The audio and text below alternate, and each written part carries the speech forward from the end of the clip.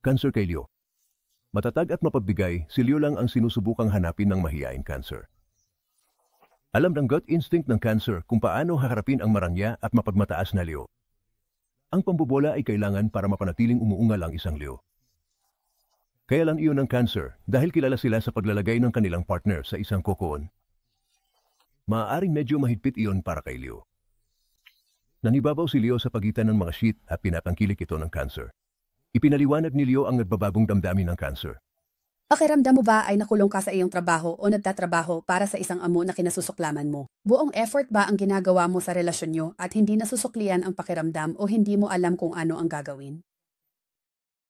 Ang mga psychico sa Absolutely Psychic Network ay sapat na insightful upang matulungan kang i-maximize ang iyong potential sa iyong mga susunod na pagkakataon.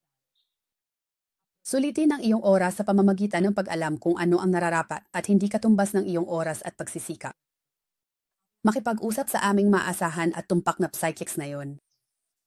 Tumawag sa 1 tandang bawas 800 tandang bawas 400 at 78 tandang bawas 87 o bisitahin ang absolutelypsychic.com.